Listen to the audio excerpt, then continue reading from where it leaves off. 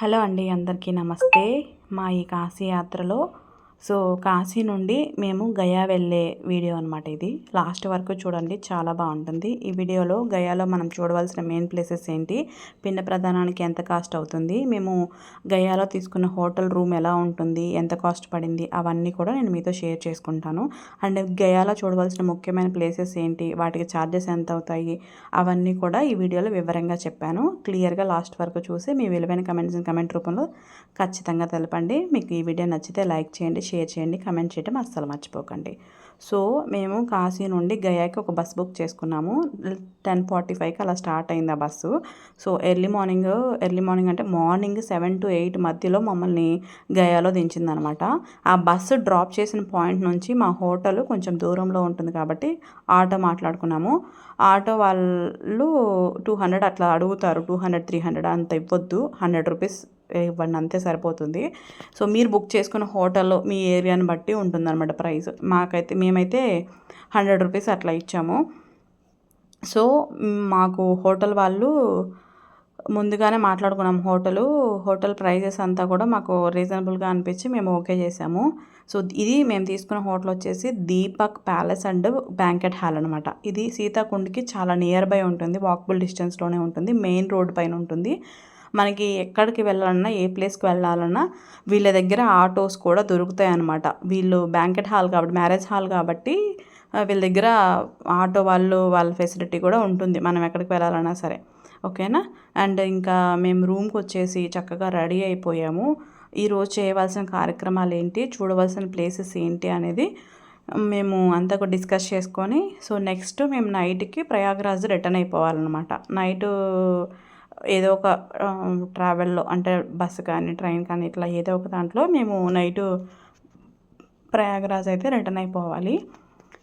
Return అయ్యామా లేదా ఏంటి అనేది అంతా కూడా మీకు ఈ వీడియో లాస్ట్ వరకు చూస్తే అర్థమవుతుంది.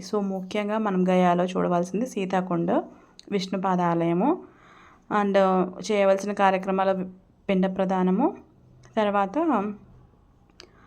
మాంగళ్య గౌరీ టెంపుల్, బుద్ధగయ అనమాట. మేము హోటల్లో రెడీ అయిపోయి, మా హోటల్ నుండి సీతాకుండ అనేది చాలా నియర్ బై ఉంటుంది కాబట్టి నడుచుకుంటూ వస్తున్నాము. ఇలా ఉంటుందన్నమాట రోడ్ అంతా కూడా. మెయిన్ రోడ్ నుంచి కొంచెం ముందుకు వచ్చిన తర్వాత రైట్ తిరిగితే ఇలా కిందకు ఉంటుంది రోడ్డు. రైట్ సైడ్కి కొంచెం కిందకి దిగితే ఇలా మెయిన్ రోడ్డు ఉంటుందన్నమాట. ఈ రోడ్లో నడుచుకుంటూ వెళ్తే మనకి సీతాకుండ వస్తుంది. సీతాకుండ ఏంటంటే, ఈ ప్లేస్ యొక్క స్పెషాలిటీ ఏంటి అంటే, ఇక్కడ ఈ ప్లేస్లో సీతా అమ్మవారు దశరథ మహారాజు వారికి పిండ ప్రదానం జరిపించారని, పిండదానం చేశారని పురాణాలు చెప్తున్నాయి అన్నమాట. ఇంకా ఈ ప్లేస్ గురించి క్లారిటీగా వేరే వీడియో చేస్తాను. ఇక్కడ మీకు చూపిస్తుంది ఫాల్గుని నది. ఈ ఫాల్గుని నది ఒడ్డున సీతా అమ్మవారు దశరథ మహారాజు వారికి పిండ ప్రదానం చేసిన ప్లేస్ అనమాట. కాబట్టి గయా వచ్చిన ప్రతి ఒక్కళ్ళు కంపల్సరీగా చూడాలి ఈ సీతాకుండ ప్లేస్ అనేది. ఇది యాత్రికులను బాగా ఆకట్టుకుంటుంది ఈ ప్లేస్ అనేది. ఈ టెంపుల్ లోపల అయితే సీతా అమ్మవారు, రాముల వారు, లక్ష్మణుల వారు, అలాగే దశరథ మహారాజు టెంపుల్ ఉంటుంది. అలాగే అక్కడ సీతా అమ్మవారు ఎలా అయితే మట్టితో పిండ ప్రదానం జరిపించారో అవన్నీ మనకి డిస్ప్లే చేసి ఉంటాయి అన్నమాట. చూడటానికి మట్టి ముద్దలు పెట్టి ఉంటారనమాట. ఎవరైనా భక్తులు వచ్చిన వాళ్ళు కూడా అక్కడ మట్టి ముద్దలు చేసి పెడతారు, దానికి సింబాలిక్గా ఉండడానికి. అంటే అమ్మవారు ఎలా అయితే పిండ ప్రదానం జరిపించారో అలా సింబాలిక్గా ఉండడానికి మట్టి ముద్దలు చేసి పెడతా ఉంటారు చెట్ల దగ్గర, అక్కడ గుడి దగ్గర. బయట అయితే ఇలా ఉంటుంది ఫాల్గుని నది. ఈ సీతాకుండ అంతా తిరిగి చూసిన తర్వాత లోపల శివలింగాలు ఉంటాయి, హనుమంతులు వారు ఉంటారు, అన్ని గుళ్ళన్నీ ఉంటాయి, చిన్న చిన్న గుళ్ళు ఉంటాయి అన్నమాట లోపల. అవన్నీ కూడా చూసిన తర్వాత మనం ఇక్కడ పెట్టాలి అనుకుంటే ఆడవాళ్ళు పిండ ప్రదానం కూడా జరిపించవచ్చు. అంటే పిండ ప్రదానం అంటే ఏముండదు, మట్టితో మనకి ముద్దలు చేసి 3 ముద్దలు చేసి మనం ఎవరికైతే సీతా అమ్మవారు దండం పెట్టుకోండి, ఎవరికైతే పెట్టాలనుకుంటున్నామో వాళ్ళ పేర్లు గోత్రాలు చదివి అమ్మవారి మంత్రం చదివి పూజ చేస్తారనమాట. నేనైతే చేపించాను. మా అమ్మ, నాన్న, మా నాయనమ్మ, మా తాతయ్య వాళ్ళ పేరు మీదుగా నేను చదివి పెట్టించాను అనమాట. ఎక్కువ ఛార్జ్ ఏం చేయరు, మనకి ఎంత తోస్తే అంత కానుక రూపంలో ఇవ్వచ్చు ఆ పంతులు గారికి. 50 రూపాయలు, 20 రూపాయలు ఇట్లా ఎంతైనా ఇవ్వచ్చు అనమాట. నేను కూడా అలా మాకు తోచినంత దానం చేశాము అక్కడ పూజ చేయించినందుకు. అండ్ మనం నెక్స్ట్ వెళ్ళాల్సిన ప్లేసు విష్ణుపాద ఆలయం అనమాట. మేము ముఖ్యంగా పిండ ప్రదానం జరిపించాలి కదా, సో అందుకోసం అని చెప్పేసి సీతాకుండు టెంపుల్లో నుంచి మనకి బయటకు వచ్చి నడుచుకుంటూ, బయటకంటే మెయిన్ రోడ్డు వైపు కాదు, బ్యాక్ సైడ్ వస్తే మనకి ఇలా ఒక బ్రిడ్జ్ కనిపిస్తుంది అనమాట. ఈ బ్రిడ్జ్ పైనుంచి నడుచుకుంటూ వస్తే విష్ణుపాద ఆలయం ఉంటుంది. లేదు ఇంత దూరం నడవలేము అనుకునే వాళ్ళకి సీతాకుండ నుంచి బయటికి వెళ్ళి మనం ఎలా అయితే మెయిన్ రోడ్ నుంచి వచ్చామో అదే మెయిన్ రోడ్కి వెళ్తే అక్కడ ఆటోలు దొరుకుతాయి. చక్కగా మిమ్మల్ని విష్ణుపాద ఆలయం దగ్గర దించుతారనమాట. సో మేమైతే కొంచెం నడవగలం కాబట్టి నడుచుకుంటూ విష్ణుపాద టెంపుల్కి అయితే వెళ్తున్నాము. అక్కడ పిండ ప్రదానం జరిపించాలి ముఖ్యంగా. అండ్ ఇంకొక విషయం ఏంటంటే, ఈ విష్ణుపాద ఆలయంలో అంటే ఇక్కడ పిండ ప్రదానాలు జరిపించే 45 చోట్ల చేస్తారు గయాలో మనకి పిండ ప్రదానం అనేది. సో అది ఇంకా అల్టిమేట్ అనమాట పిండ ప్రదానం చేయటం అనేది. ఇంకా మనకు అంత టైము అంత మనీ ఉండదు కాబట్టి మనం ఎన్ని ప్లేసెస్లో పెట్టాలో ముందే డిసైడ్ అయ్యి రావాలి. మేమైతే 3 ప్లేసెస్లో పెట్టాలని అనుకొని వచ్చామన్నమాట. 1 విష్ణుపాదం పైన, 2 అక్షయవట దగ్గర, 3 ఫాల్గుని నది దగ్గర. 3 ప్లేసెస్కి కలిపి 3000 అడిగారు మమ్మల్ని. సో మేము అంత ఇవ్వలేము, 1500 ఇస్తామని చెప్పి మాట్లాడుకున్నాము. సో ఆ పంతులు గారు ఓకే చేసి మన సాంప్రదాయానికి తగ్గట్టుగా 32 పిండాలో ఏమో అదే ముద్దలు చేస్తారు. అది కూడా ఆ ఇంటి కోడలు ఎవరైతే ఉన్నారో వాళ్ళే కలపాలి ఆ ముద్దల్ని. మామూలుగా అయితే మగవాళ్ళు కలుపుతారు ఎక్కడైనా పిండ ప్రదానం చేసే దగ్గర, బట్ ఈ ప్లేస్లో మాత్రం ఆడవాళ్ళే ఆ ముద్దల్ని కలపాలన్నమాట. సో నేనే కలిపాను. అలా కలిపిన తర్వాత మా వారితో అందరి పేర్లు చదివించి చక్కగా గోత్రనామాలతో పూజ అంతా బాగా చేశారు.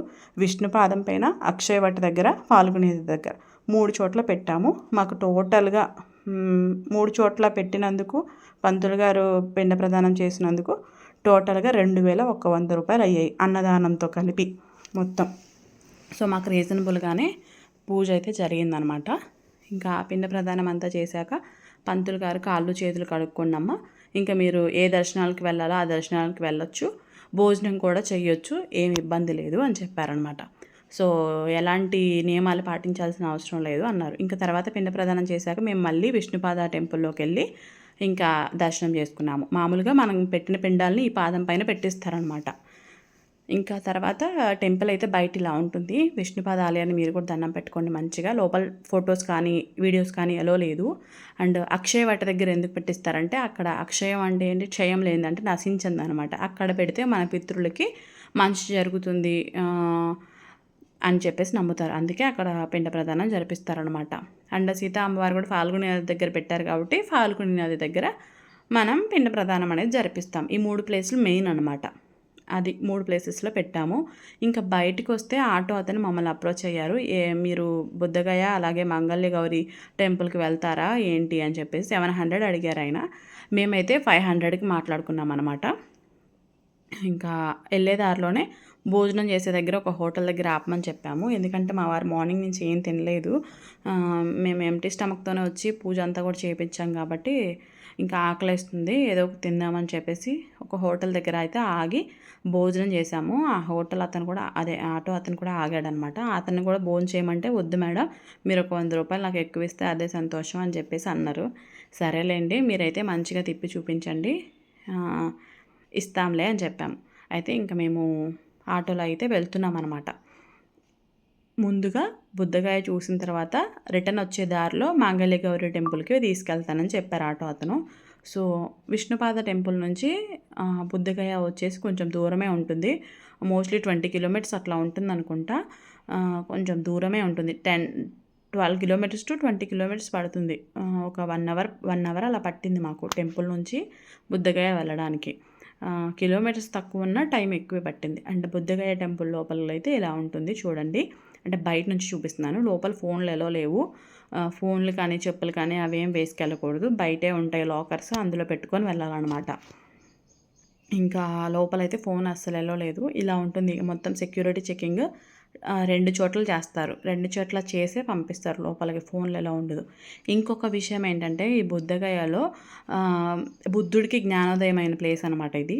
లోపల అదే బుద్ధుడు ఏ చెట్టు కింద అయితే జ్ఞానోదయమైందో ఆ చెట్టు కూడా ఉంటుంది. అది అప్పటి చెట్టు కాదు, తర్వాత అశోకుడు తీసుకొచ్చి నాటిన చెట్టు అనమాట. టెంపుల్ అయితే ఇలా ఉంటుంది. ఆ చెట్టు కూడా చూపిస్తాను చూడండి. బౌద్ధ వృక్షం చూశారు కదా, బౌద్ధ వృక్షం అనమాట. ఇక్కడ ప్రేయర్స్ చేస్తారు మంచిగా కళ్ళు మూసుకొని మోకాళ్ళ మీద ప్రేయర్స్ అవి చేసుకుంటారు. లోపలంతా చాలా బాగుంటుంది. ఆర్కిటెక్చర్ అంతా కూడా చాలా మనసుకు ప్రశాంతంగా ఉంటుంది. బుద్ధుడు ఎక్కడైతే ఏ పార్క్లో ధ్యానం చేశారో ఆ పార్క్ ఉంటుంది, అవన్నీ ఉంటాయన్నమాట. కానీ ఇక్కడ మీరు గుర్తుంచుకోవాల్సింది ఏంటంటే ఇక్కడ కొన్ని మోసాలు జరుగుతూ ఉంటాయి. బౌద్ధ మతం తీసుకున్న వాళ్ళు ఆ డ్రెస్సెస్లో ఉంటారు కదా, వాళ్ళు దానం కోసం ఎదురు చూస్తూ ఉంటారు. మనకు నచ్చితే తోచినంత దానం చేయొచ్చు. కానీ కొంతమంది ఏంటంటే మనల్ని డైరెక్ట్గా అప్రోచ్ అయ్యి మేము గైడ్, ఇక్కడ ఆశ్రమాలు ఉన్నాయి, అనాథ పిల్లలు ఉన్నారు, వాళ్ళకి అవి ఇవ్వండి ఇవి ఇవ్వండి అంటారు. అలాంటివేం మీరు పట్టించుకోవద్దు. మీకు దానం చేయాలనిపిస్తే మీకు తోచినంత ఇవ్వండి, కానీ వాళ్ళ మాటలు నమ్మి మాత్రం వేలకు వేలు మోసపోవద్దు. ఓకేనా? మేమైతే బుద్ధగయలో మొత్తం లోపలంతా తిరిగేసి మంచిగా అన్నీ చూసి ఇంకా బయటకైతే వచ్చామన్నమాట. ఈ బయట అయితే ఇలా ఉంటుంది. ఇంకా ఇక్కడ కూడా బెక్ చేసే వాళ్ళు చాలామంది ఉంటారు. మీకు తోచినంత దానం అయితే ఇవ్వండి. దానం అనేది మన మనసుకి నచ్చినట్టుగా ఇవ్వాలి. ఎవరో ఫోర్స్ చేస్తున్నారు కదా ఇవ్వాలి అన్నట్లు ఇవ్వద్దు. ఓకేనా? అండ్ ఇక్కడ ఆటో అతనైతే వెయిట్ చేస్తున్నారు బయట మా కోసం. నెక్స్ట్ మమ్మల్ని బుద్ధగయ దగ్గర నుంచి అమ్మవారి శక్తిపీఠానికి అయితే తీసుకెళ్తారు. ఈ అమ్మవారు ఏంటంటే మంగళ గౌరి అనమాట. ఈరోజు మంగళవారం చాలా క్రౌడ్ ఉంటుంది మేడం అని చెప్తున్నారు ఆటో ఆయన పర్వాలేదు వెయిట్ చేసి అయినా సరే అమ్మవారిని మంచిగా దండం పెట్టుకొని రావాలని చెప్పేసి ఇంకా మేము టెంపుల్ లోపలికి అయితే వెళ్ళాము. ఆయన ఏంటంటే క్రౌడ్ ఒకవేళ ఉంటే బయట నుంచి దండం పెట్టుకొని వచ్చేసేయండి అని చెప్పారు ఆటో ఆయన. లేదు మేము టైం పట్టినా సరే వెయిట్ చేస్తామని చెప్పేసి వెళ్ళామన్నమాట. ఇక్కడ పిక్చర్ చూసారు కదా, స్వామివారు అమ్మవారిని మంటల్లో నుంచి కాపాడుతున్నట్లుగా ఉంది కదా, చాలా బాగుంది పెయింటింగ్ అయితే. టెంపుల్ లోపలైతే ఎలా ఉంటుందో నేను మీకు చూపిస్తాను. టెంపుల్ లోపల కూడా పిక్చర్స్ ఫోన్లు ఎలా ఉండదో తీయడానికి కుదరదు అనమాట.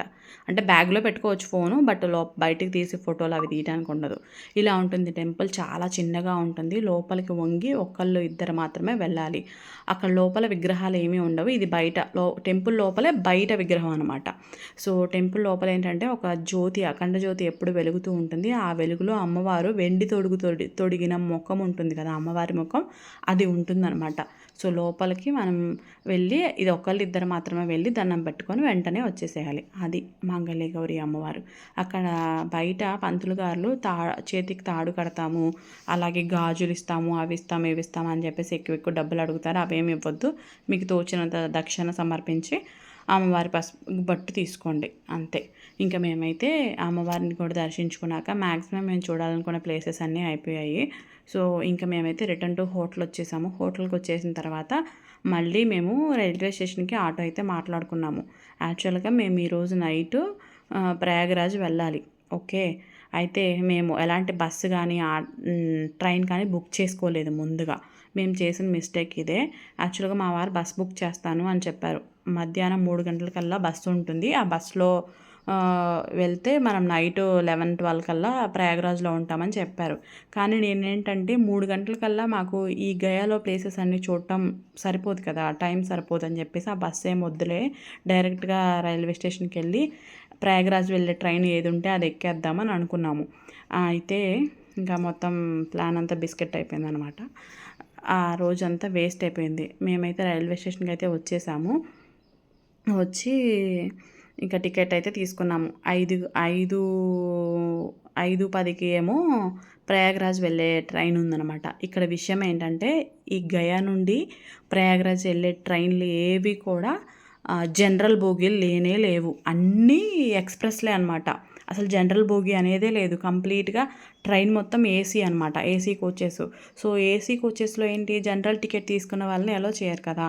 మేము ఈ ట్రైన్ కాదు ఇంకొక ట్రైను, ఈ ట్రైన్ కాదు ఇంకొక ట్రైన్ అని చెప్పేసి నైట్ 11:40, 12 దాకా వెయిట్ చేసాము.